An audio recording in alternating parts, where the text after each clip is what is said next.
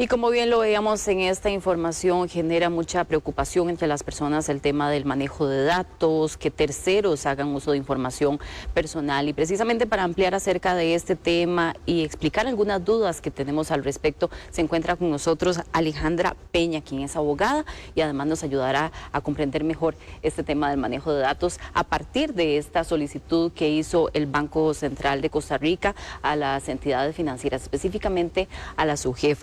Alejandra, y aquí como bien veíamos en nuestra nota surge una interrogante principal. ¿Son datos sensibles este tema de los información crediticia de las personas? Pues estamos hablando que son datos que hablan de la condición socioeconómica de cada uno de nosotros.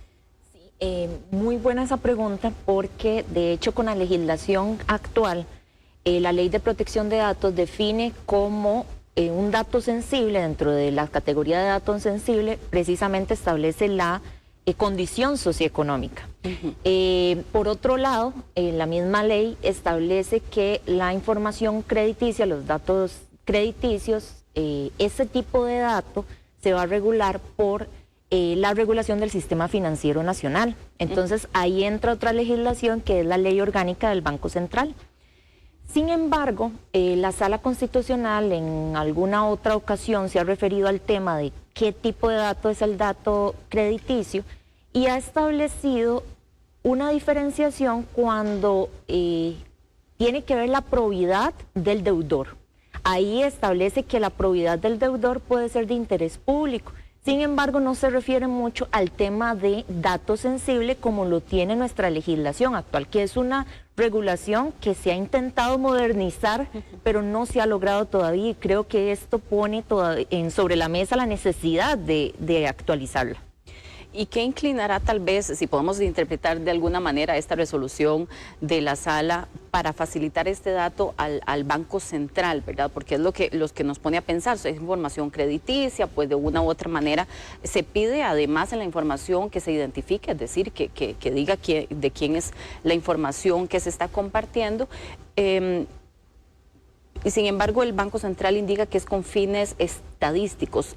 ¿Eso justifica tal vez la determinación que tomó la sala para poder aprobar esta solicitud? Ese es el eje central de la discusión, porque desde el 2022, y eso es lo que la Asociación Bancaria también ha venido o alegó dentro de la acción de inconstitucionalidad, es que la información que se solicitó con identificación de las personas, no información anonimizada. Por su parte, lo que alega el Banco Central es que la ley orgánica le permite pedir información para fines estadísticos y que necesita esta información así de detallada para poder identificar personas entre distintas bases de datos. Esa es su postura. Y lo hace con fundamento también en la ley del Sistema de Estadística Nacional. Pero ¿qué pasa? Que esta ley del Sistema de Estadística Nacional también habla sobre que se procure también la anonimización y bases anonimizadas cuando se entregue información. Entonces, la pregunta aquí es, ¿se requiere para estadística realmente la identificación de las personas? Porque realmente, y le he preguntado a varios economistas y a varias personas relacionadas con temas de estadística y me dicen que la respuesta es no, no se requiere para fines estadísticos esto. De hecho, el artículo 8 de la Ley de Protección de Datos habla sobre las excepciones a la autodeterminación informativa y sí establece la estadística, pero siempre y cuando no se logre identificar a las personas. Entonces, ¿por qué razón se requieren todos los datos, verdad? Y no se aplican técnicas actualmente? Hay muchísimas técnicas modernas que se pueden aplicar para efectos de que se eliminen esos datos, no se logren identificar a las personas y se pueda utilizar la información estadística necesaria.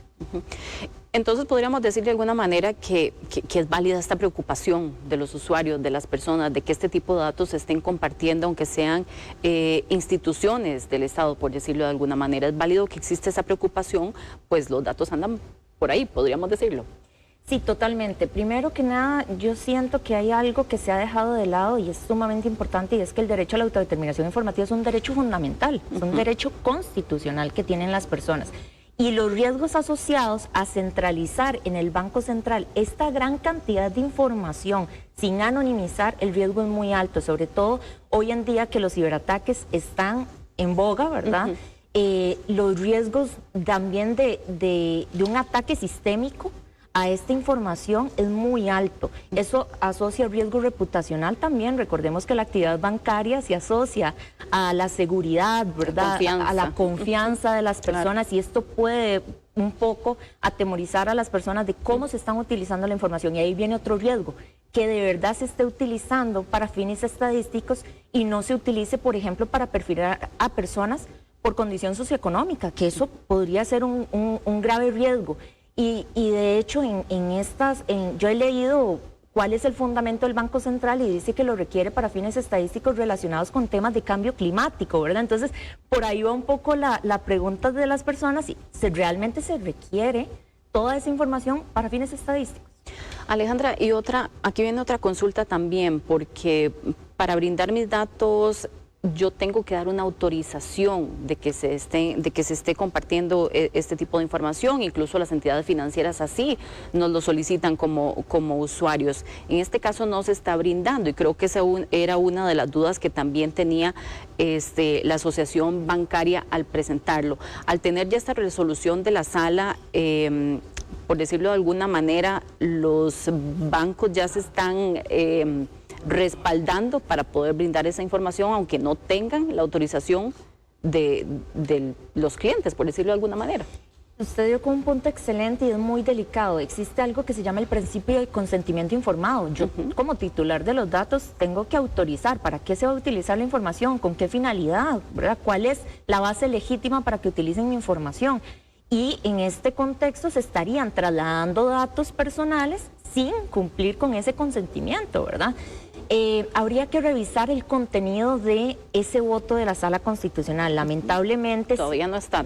Se ha tardado en redactar ese voto, y al parecer hay quienes dicen que la Sala sí en su voto declara que no es inconstitucional, ¿verdad? Rechaza la acción de inconstitucionalidad, pero no se sabe el contenido, porque al parecer podría ser que la Sala haga una interpretación del dato sensible y no admita que se entreguen todos los datos indiscriminadamente, sino que se categorice. Sin embargo, no sabemos, porque actualmente lo único que tenemos entendido es que rechazó la acción de inconstitucionalidad y no sabemos cuáles son los extremos de esa resolución. Yo creo que todavía es muy prematuro, habría que analizar el contenido completo de ese voto para saber por qué razón, ¿verdad?, se fue por el lado de rechazar la acción de inconstitucionalidad.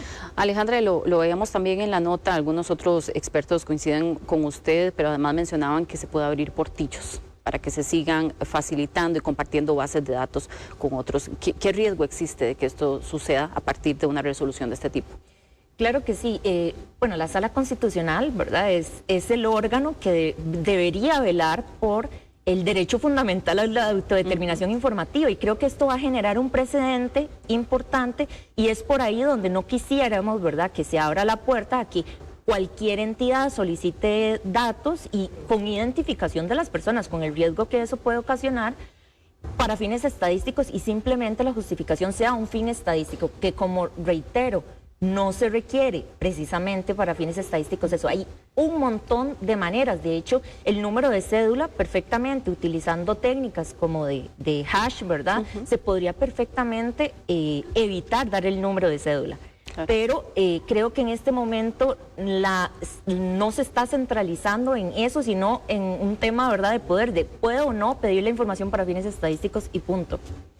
Eso queda claro, y además queda ahí la preocupación en el aire todavía. Finalmente, Alejandra, para ir cerrando, dos preguntas tal vez en una. Una persona puede plantear una denuncia si considera que sus datos están siendo revelados sin su autorización, como mencionábamos ahora, o sea, a partir de esta situación. ¿Y qué recomendación nos daría usted para proteger nuestros datos en este momento? ¿Podemos hacer algo nosotros como usuarios como para blindarnos, protegernos de alguna manera, que no ande por ahí nuestra información personal circulando? Primero tenemos que entender que ni siquiera esta resolución es una carta abierta, ¿verdad?, a que se entreguen los datos indiscriminadamente y sin protección. Inclusive, la misma ley orgánica del Banco Central establece el deber de confidencialidad de esa información, ¿verdad? Entonces, de igual forma, aunque se entregue al Banco Central, las medidas de seguridad tienen que ser enormes, ¿verdad?, considerando que se va a centralizar esta información. Ahora, yo creo que lo primero también es hacer conciencia de los datos personales. Creo que muchas veces, por cualquier razón, uno da datos personales, firma consentimientos informados y no leemos qué estamos autorizando. Vamos a una entidad, pedimos información para un tema crediticio, autorizamos y no nos damos cuenta, a veces no se lee la información. Por la premura, por hacer el trámite. Exactamente, no se lee como quien dice la letra pequeña. Y creo que lo primero es ser consciente de la protección de nuestros datos personales, inclusive del riesgo en temas de ciberseguridad de que nuestra información ande por ahí. De hecho, se han incrementado demasiado el tema del phishing, ¿verdad? Y creo que mucho de esto es en manos de quién está nuestra información. Adicionalmente, pues claramente uno podría, si considera que se está haciendo un uso indebido de mi información, contrario a mi consentimiento informado, que recordemos que también yo tengo derecho a rectificar, que la información sea rectificada, suprimida, entre otros derechos que yo tengo, los derechos ARCO, como titular de los datos personales. Alejandra, y finalmente creo que esto es algo que uno dice, bueno, existe una legislación que claramente lo dice, como usted nos lo indica, pero cuando nos damos cuenta nos están llamando de diferentes, de una entidad a otra, nos están llamando, uno llega y ya tienen la información.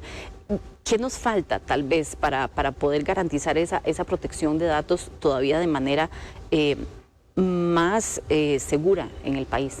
Punto número 1, que exista ambiente legislativo para renovar nuestra ley de protección de datos. Se necesita actualizar, se necesita una herramienta reforzada, se necesita darle más herramientas a la Agencia de Protección de Datos, se necesita hacer más conciencia del principio de autodeterminación informativa como derecho fundamental, se requiere mayor capacitación, no solamente a nivel de la ciudadanía en general, sino también a nivel de las instituciones. Se tienen que informar de que pueden dar de información y que no. A veces se cree que todo es información de interés público, entonces con base en eso entrego información por doquier sin ser consciente de los riesgos penales, civiles y administrativos que conlleva entregar información sin autorización. Entonces creo yo que empezando por hacer conciencia y hacer una actualización de la normativa, empezaríamos.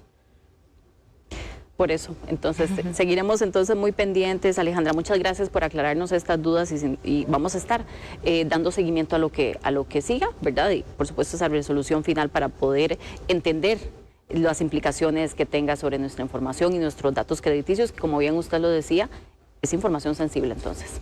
Perfecto, muchísimas gracias por la invitación. Muchas gracias, buenas noches.